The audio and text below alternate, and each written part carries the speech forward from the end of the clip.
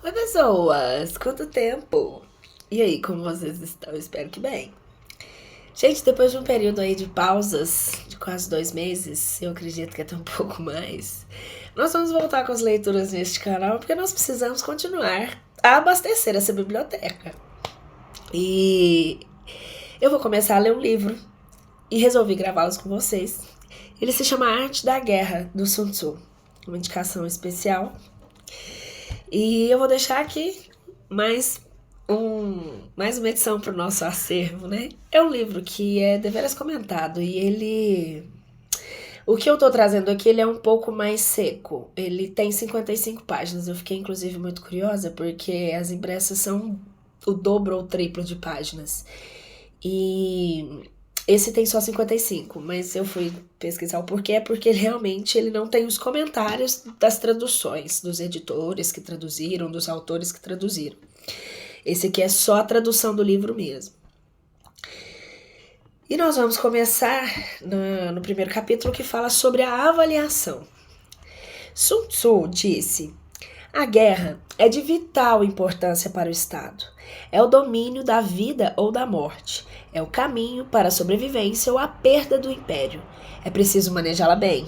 Não refletir seriamente sobre tudo que lhe concerne é dar prova de lastimável indiferença no que diz respeito à conservação ou à perda do que nos é mais querido. E isso não deve ocorrer entre nós. Há que valorá-la em termos de 5 fatores fundamentais e fazer comparações entre as diversas condições dos contendores com vistas a determinar o resultado da guerra. O primeiro desses fatores é a doutrina. O segundo, o tempo. O terceiro, o terreno. O quarto, o mando. E o quinto, a disciplina. A doutrina significa aquilo que faz com que o povo esteja em harmonia com seu governante, de modo que o siga aonde for. Fiz uma pequena pausa aqui pra gente poder tirar a internet ali enquanto eu tô gravando, porque fica o áudio de vez em quando atrasa. Voltando. A doutrina significa aquilo que faz com que o povo esteja em harmonia com seu governante, e de modo que o siga onde for, sem temer por sua vida nem dispor a qualquer perigo. O tempo significa o yin e o yang, a noite e o dia, o frio e o calor, dias ensolarados ou chuvosos e a mudança das estações. O terreno implica as distâncias e faz referência onde é fácil ou difícil deslocar-se, se é em campo aberto ou lugares estreitos, e isso influencia as possibilidades de sobrevivência. E se isto influencia as possibilidades de sobrevivência. O mando há de ter como qualidades a sabedoria, a sinceridade, a benevolência, a coragem e a disciplina. Por último, a disciplina há de ser compreendida como a organização do exército, as graduações e classes entre os oficiais, a regulação das rotas de mantimentos e a provisão de material militar para o exército. Estes 5 fatores fundamentais hão de ser conhecidos por cada general. Aquele que os domina, vence. Aquele que não os domina, sai derrotado. Portanto, ao traçar os planos, há de se comparar os seguintes 7 fatores, avaliando-se cada um com maior cuidado. Qual dirigente é o mais sábio e capaz? Que comandante possui o maior talento? Que exército obtém vantagens da natureza e terreno? Em que exército se observam melhor os regulamentos e as instruções? Quais as tropas mais fortes? Que exército tem oficiais e tropas melhor treinadas? Que exército administra recompensas e castigos de forma mais justa? Mediante o estudo desses 7 fatores, será capaz de adivinhar qual dos 2 grupos sairá vitorioso e qual será derrotado. O general que seguir o meu conselho vencerá. Esse general há de ser mantido na liderança. Aquele que ignorar os meus conselhos certamente será derrotado e deve ser destituído. Além de prestar atenção aos meus conselhos e planos, o general deve criar uma situação que contribua para o seu cumprimento. Por situação, eu quero dizer que deve levar em consideração a situação do campo e atuar de acordo com o que lhe for vantajoso. A arte da guerra baseia-se no engano. Portanto, quando és capaz de atacar, deves aparentar incapacidade e, quando as tropas se movem, aparentar inatividade. A arte da guerra se baseia no engano. Se estás perto do inimigo, deves fazê-lo crer que estás longe.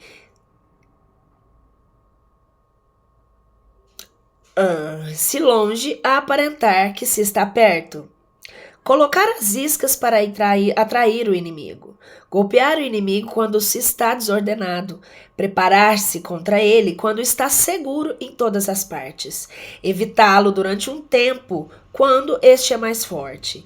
Se o teu oponente tem um temperamento colérico, tenta irritá-lo. Se é arrogante, trata de adular o seu ego.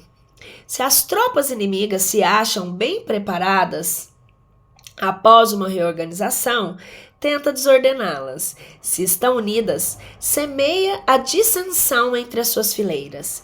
Ataca o inimigo quando não está preparado e aparece quando não te espera. Estas são as chaves da vitória pela estratégia. Agora, se as estimativas realizadas antes da batalha indicam vitória, é porque os cálculos cuidadosamente realizados mostram que as tuas condições são mais favoráveis que as condições do inimigo. Se indicam derrota, é porque mostram que as condições favoráveis para a batalha são menores. Com uma avaliação cuidadosa, podes vencer, sem ela não podes. Menos oportunidades de vitória terá aquele que não realiza cálculos precisos. Graças a este método, pode-se examinar a situação e o resultado aparece claramente. Sobre o princípio das ações. Uma vez começada a batalha, ainda que estejas ganhando, se continuares por muito tempo, desanimarás as tuas tropas e embotarás a tua espada. Se estás sitiando uma cidade, esgotarás suas forças. Se mantiveres o teu exército muito tempo em campanha, os teus mantimentos se esgotarão. As armas são instrumentos de má sorte. Empregá-las por muito tempo produzirá calamidades. Como se tem dito, os que a ferro matam, a ferro morrem. Quando as tuas tropas estão desanimadas, a tua espada embotada, esgotadas estão as tuas forças e os teus mantimentos são escassos, e até os teus se aproveitarão da tua debilidade para se sublevarem. Assim, ainda que tenha conselheiros sábios, ao final não poderás fazer com que as coisas saiam bem.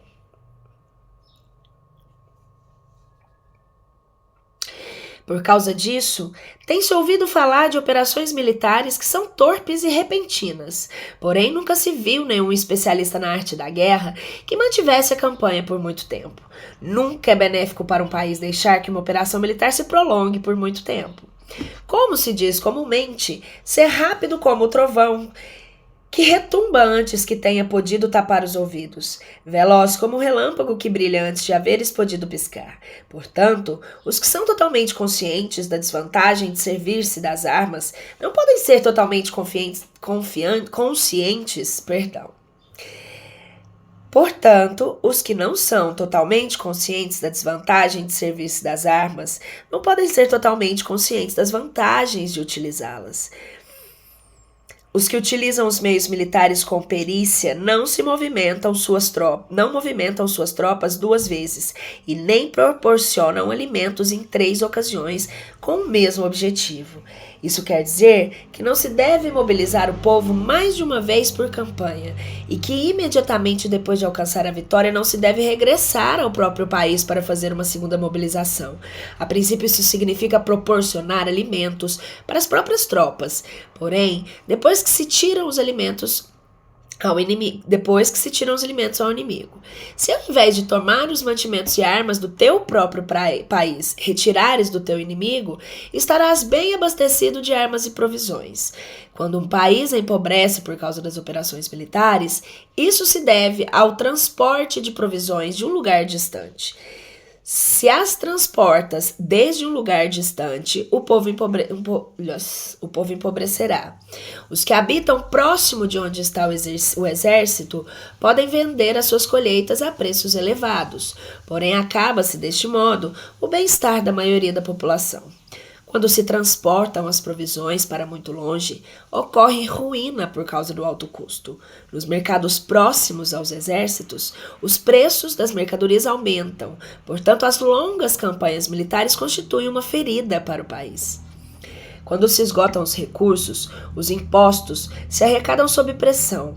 Quando o poder e os recursos tenham se esgotado, arruína-se o próprio país. O povo é privado de grande parte dos seus produtos, enquanto os gastos do governo para armamentos se elevam. Os habitantes constituem a base de um país. Os alimentos são a felicidade do povo. O príncipe deve respeitar este fato e ser austero em seus gastos. Em consequência, um general inteligente luta por desprover o inimigo dos seus alimentos. Cada porção de alimento tomada ao inimigo equivale a 20 que te forneces a ti mesmo. Em consequência, um general inteligente luta por desprover o inimigo dos seus alimentos. Cada porção de alimento tomado ao inimigo equivale a 20 que te forneces a ti mesmo. Assim, pois o que atrasa o inimigo é a imprudência e a motivação dos teus em fazer desaparecer as vantagens dos adversários. Quando recompensa os teus homens com os benefícios que ostentavam os adversários, eles lutarão com iniciativa própria, e assim poderás tomar o poder e a influência que antes tinha o inimigo. É por isso que se diz que onde há grandes recompensas, há homens valentes. Por conseguinte, em batalha de carros, recompensa primeiro que tomar ao menos 10 carros. Se recompensas a todo mundo, não haverá suficiente para todos. Assim, pois oferece uma recompensa a um soldado para animar a todos os demais.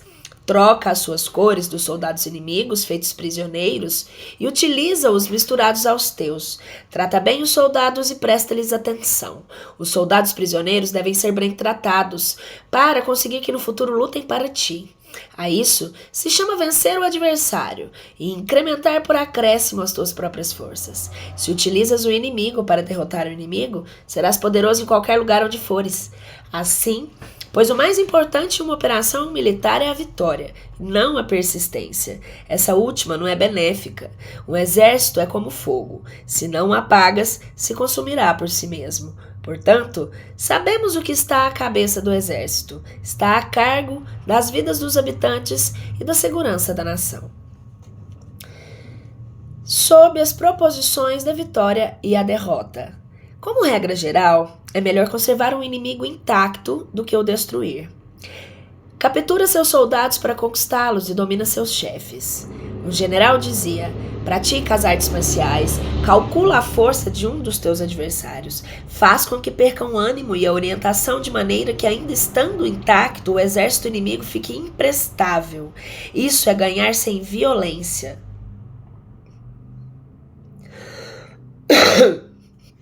Se destruíres o exército inimigo e matares os teus generais, assaltas suas defesas disparando, reúnes uma multidão e usurpas um território. Tudo isso é para ganhar pela força. Por isso, os que ganham todas as batalhas não são realmente profissionais. Os que conseguem que se rendam impotentes os exércitos alheios sem lutar são os melhores mestres da arte da guerra. Os guerreiros superiores atacam enquanto os inimigos estão projetando seus planos. Logo, desfazem suas alianças. Por isso, um grande imperador dizia: o que luta pela vitória frente às espadas nuas não é um bom general. A pior tática é atacar uma cidade. Assediar e encurralar uma cidade só leva a cabo como último recurso. Emprega não menos de 3 meses em preparar os teus artefatos e outros 3 para coordenar os recursos do teu assedio. Para teu assedio. Nunca se deve atacar por cólera e com pressa. É aconselhável tomar-se tempo na organização da coordenação do plano. Portanto, o verdadeiro mestre das artes marciais vence outras forças inimigas em batalha, conquista outras cidades sem assediá-las e destrói outros exércitos sem empregar muito tempo. O mestre experiente nas artes marciais desfaz os planos dos inimigos, estropia as relações de aliança, corta os mantimentos ou bloqueia o seu caminho, vencendo mediante táticas sem necessidade de lutar. É imprescindível lutar contra todas as facções inimigas para obter uma vitória completa, de maneira que seu exército não fique aquartelado e o benefício seja total. Essa é a lei do assédio estratégico. A vitória completa se produz quando o exército não luta, a cidade não é assediada, a destruição não se prolonga durante muito tempo e, em cada caso, o inimigo é vencido pelo emprego da estratégia. Assim, pois a regra da utilização da força é a seguinte: se as tuas forças são 10 vezes superiores às do adversário, cerca-o. Se são 5 vezes superiores, ataca, e se são suas 2 vezes superiores, divide-o. Se tuas forças não são iguais em números, luta se te é possível. Se tuas forças são inferiores, mantém-te continuamente em guarda, pois a melhor falha te acarretaria as piores consequências. Trata-te de manter em abrigo e evita o quanto possível o enfrentamento aberto com ele. A prudência e a firmeza de um pequeno número de pessoas podem chegar a cansar e a dominar até grandes exércitos. Este conselho se aplica nos casos em que todos os fatores são equivalentes. Se as tuas forças estão em ordem enquanto que as do inimigo estão imersas no caos, se tu e as tuas forças estão com ânimo e eles desmoralizados, então, mesmo que sejam mais numerosos, pode entrar em batalha. Se os teus soldados, tuas forças, a tua estratégia e o teu valor são menores do que o teu adversário, então deves retirar-te e buscar outra alternativa. Em consequência, se o bando é menor e obstinado, cai prisioneiro do bando maior. Isso quer dizer que sem um pequeno exército, não faz uma avaliação adequada do seu poder e se atreve a enfrentar uma grande potência, por mais que a sua defesa seja firme, inevitavelmente se converterá em conquistado. Se não pode ser forte, porém tampouco sabes ser débil, serás derrotado. Os generais são servidores do povo. Quando o seu serviço é completo, o povo é forte. Quando o seu serviço é defeituoso, o povo é débil. Assim, pois existem 3 maneiras pelas quais um príncipe leva um exército ao desastre. Quando um príncipe, ignorando as ações, ordena avançar a seus exércitos ou retirar-se quando não deve fazê-lo, a isso se chama mobilizar o exército. Quando um príncipe ignora os assuntos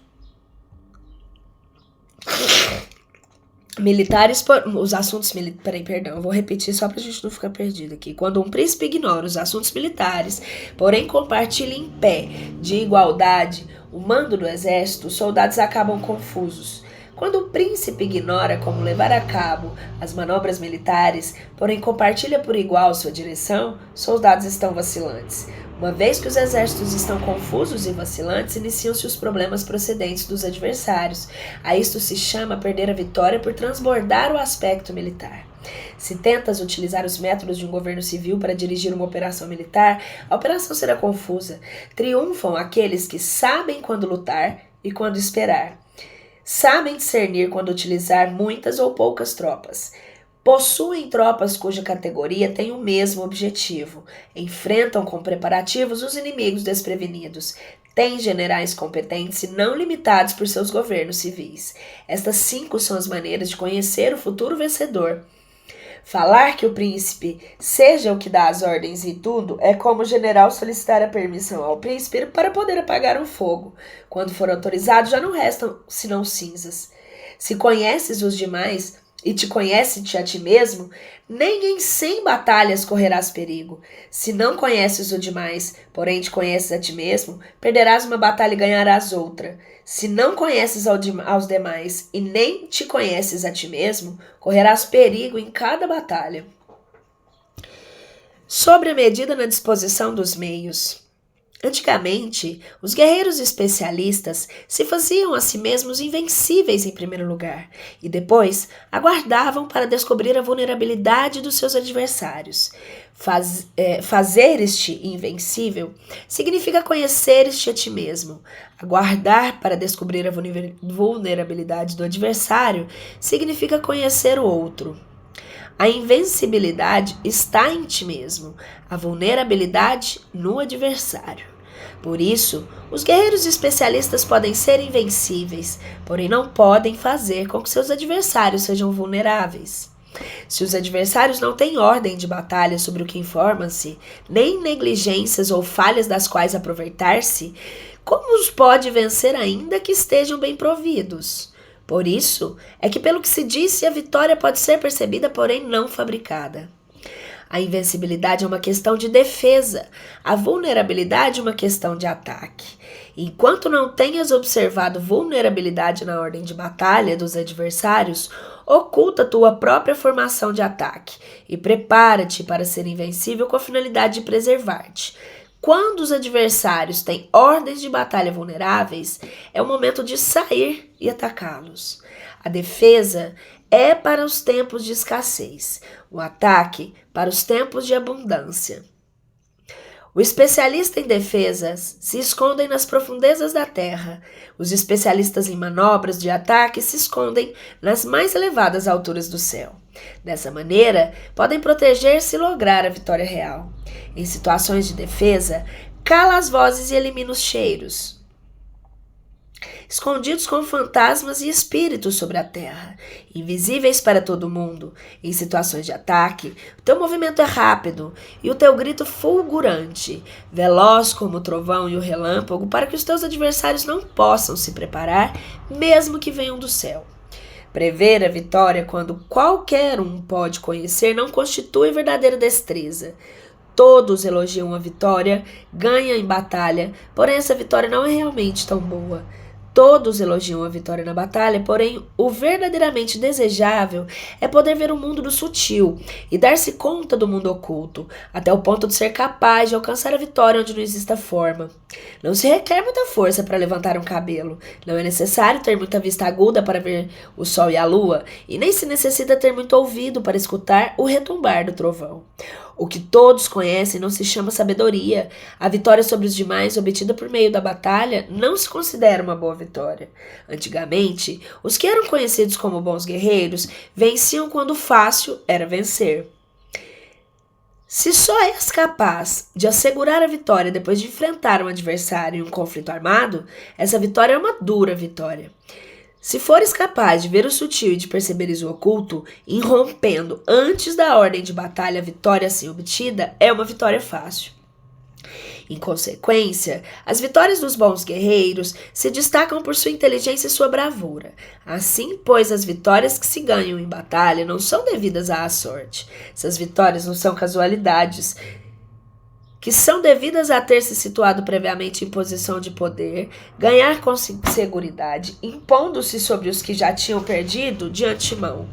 A grande sabedoria não é algo óbvio, é mérito grande e não se anuncia. Eu vou reler, perdão. A grande sabedoria não é algo óbvio, o mérito grande não se anuncia. Quando és capaz de ver o sutil, é fácil ganhar. O que tem isso a ver com inteligência ou bravura?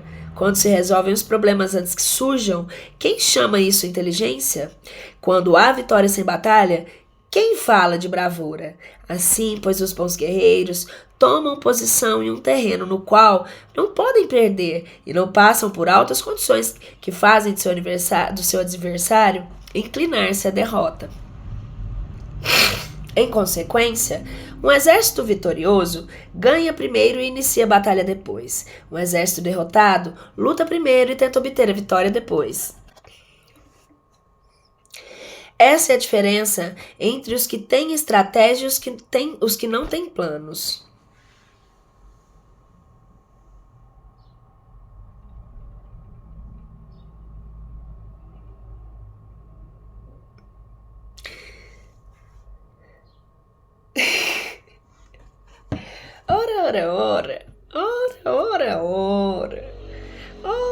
Ora. Os que utilizam boas armas cultivam o caminho e observam as leis.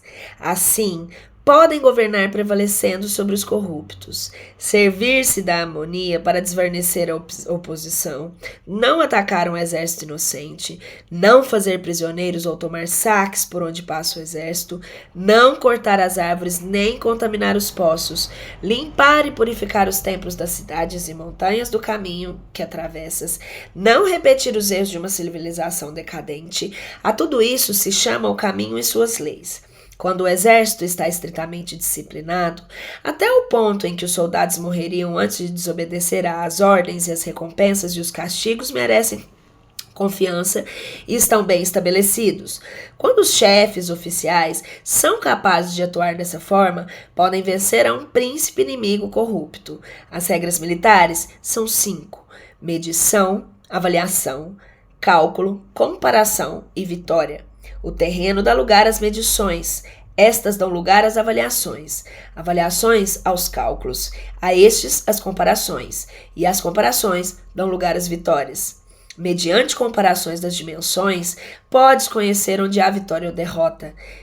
Em consequência, um exército vitorioso é como 1 quilo comparado a 1 grama. Um exército derrotado é como 1 grama comparado a 1 quilo. Quando o que ganha consegue que o seu povo vá à batalha como se estivesse dirigindo uma grande corrente de água ao longo de um vale profundo, isso é uma questão de ordem de batalha. Quando a água se acumula em um vale profundo, ninguém pode medir a sua quantidade. O mesmo acontece quando a nossa defesa não mostra a sua forma. Quando se solta a água, ela se precipita para baixo, como uma torrente, de maneira tão irresistível como o nosso próprio ataque. Sobre firmeza. A força é a energia acumulada ou a que se percebe. Isso é muito mutável. Os especialistas são capazes de vencer o inimigo criando uma percepção favorável neles e, assim, obter a vitória sem necessidade de exercer a sua força. Governar sobre muitas pessoas, como se fossem poucas, é uma questão de dividi-las em grupos ou setores. É a organização. Batalhar contra um grande número de tropas, como se fossem poucas, é uma questão de demonstrar forças, símbolos e sinais. Refere-se a conseguir uma percepção de força e poder na oposição. No campo de batalha, se refere às formações e bandeiras utilizadas para organizar as tropas e coordenar os seus movimentos. Conseguir com que o exército seja capaz de combater contra o adversário sem ser derrotado é uma questão de empregar métodos ortodoxos ou heterodoxos.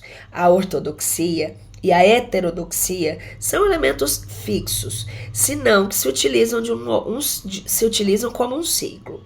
Um imperador que foi famoso, guerreiro e administrador, falava de manipular as percepções e os adversários sobre o ortodoxo e o heterodoxo, depois atacar inesperadamente, combinando ambos métodos de convertê-lo em um, tornando-se quase assim indefinível para o inimigo. Que o efeito das forças seja como de pedras arrojadas sobre ovos. É uma questão de cheio e vazio.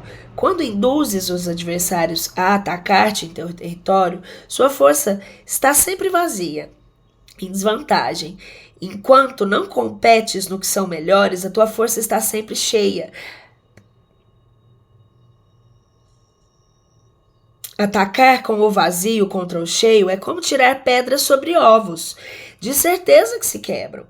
Quando se inicia uma batalha de maneira direta, a vitória se ganha por surpresa. O ataque direto é ortodoxo, o ataque indireto é heterodoxo. Só há 2 classes de ataques na batalha, o extraordinário por surpresa e o direto ordinário, porém, suas variantes são inumeráveis. O ortodoxo e o heterodoxo se originam reciprocamente como um círculo sem começo nem fim. Quem poderia esgotá-los? Quando a velocidade da água flui, alcança o ponto em que pode mover as pedras. Essa é a força direta. Quando a velocidade e a manobrabilidade do falcão é tal que pode se atacar e matar, isso é precisão. O mesmo ocorre com os guerreiros especialistas. Sua força é rápida, sua precisão é certeira. Sua força é como disparar uma catapulta. Sua precisão é dar no objetivo previsto e causar o efeito esperado. A desordem chega da ordem. A covardia surge do valor. A debilidade brota da força. Se queres fingir desordem para convencer os teus adversários e distraí-los, primeiro tens que organizar a ordem, porque só então podes criar uma desordem artificial.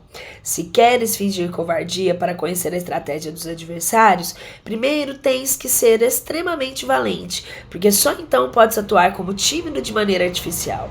Se queres fingir debilidade para induzir a arrogância em teus inimigos, primeiro deve ser extremamente forte, porque só então podes pretender ser débil. A ordem e a desordem são uma questão de organização. A covardia, questão de valentia e de ímpeto. A força e a debilidade são uma questão de formação na batalha. Quando um exército tem a força de ímpeto, a percepção, inclusive o tímido torna-se valente. Quando perde a força do ímpeto, inclusive o valente se converte em tímido. Nada está fixado nas leis da guerra. Estas se desenvolvem sobre a base do ímpeto.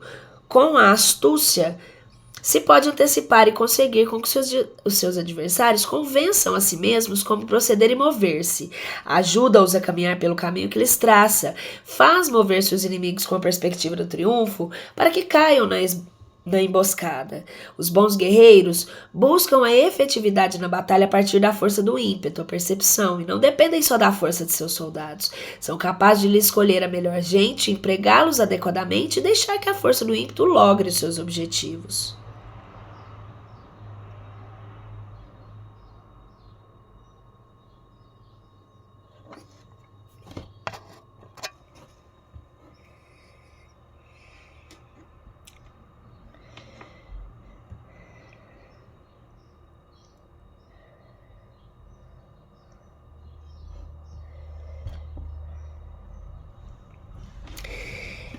Quando há entusiasmo, convicção, ordem, organização, recurso, compromisso dos soldados, tens a força do ímpeto e o tímido é valoroso. Assim é possível que determine os soldados por suas capacidades, habilidades e encomendar-lhes deves a responsabilidade. Assim é possível determines os soldados por suas capacidades, habilidades e encomendar-lhes deveres e responsabilidades adequadas. O valente pode lutar, o cuidadoso pode fazer sentinela, o inteligente pode estudar, analisar e comunicar. Cada qual é útil. Fazer com que os soldados lutem, permitindo que a força do ímpeto faça o seu trabalho, é como fazer rodar rocas. As rocas parecem imóveis quando estão em um lugar plano, porém giram em um plano inclinado. Ficam fixas quando são quadradas, porém giram se são redondas. Portanto, quando se conduz os homens à batalha com astúcia, o impulso é como rocas redondas que se Vou reler aqui. O valente pode lutar, o cuidadoso pode fazer sentinela, o inteligente pode estudar, analisar e comunicar. Cada qual é útil. Fazer que os soldados lutem, permitindo que a força do ímpeto faça o seu trabalho, é como fazer rodar roscas. As roscas permanecem imóveis quando estão em um lugar plano, porém giram em um plano inclinado. Ficam fixas quando são quadradas, porém giram quando são redondas. Portanto, quando se conduz os homens à batalha com astúcia, o impulso é como roscas redondas que se precipitam montanha abaixo. Essa é a força que produz a vitória. Nós vamos encerrar por esse aqui hoje e eu acredito que no próximo vídeo a gente já termine, porque nós estamos já na página 20.